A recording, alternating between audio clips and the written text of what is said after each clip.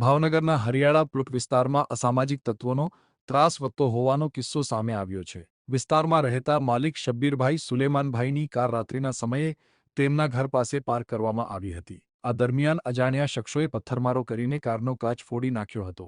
સવારે ઘટનાની જાણ થતાં પરિવારજનો તથા સ્થાનિક રહેવાસીઓમાં રોષ ફાટી નીકળ્યો હતો। રહેવાસીઓનું કહેવું છે કે વિસ્તારમાં છેલ્લા કેટલાક સમયથી અસામાજિક પ્રવૃત્તિઓમાં વધારો થયો છે, જેને કારણે લોકોમાં ભયનો માહોલ સર્જાયો છે।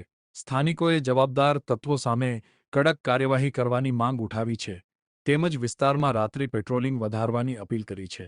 પોલીસ દ્વારા ફરિયાદના આધારે વધુ તપાસ હાથ ધરવામાં આવી હોવાનું જાણવા મળે છે।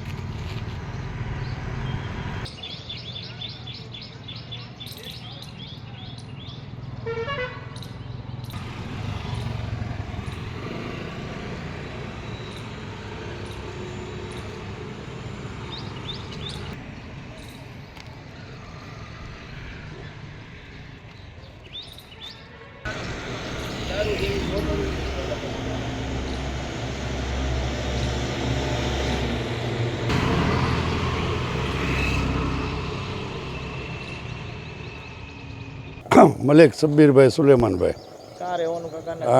અહીંયા તે હરિયાળા પ્લોટમાં સામે જ ગાડી મારી રોડ ઉપર રાતે પડી હતી। લુખાતે તો એ કાચ ફોડી નાખ્યા। કાચ આખો ફોડી નાખ્યો છે એક બાજુનો। પથ્થર અહીંયા બાજુમાં જ પડ્યો છે। આ હરિયાળા પ્લોટ આ જોગીની સામે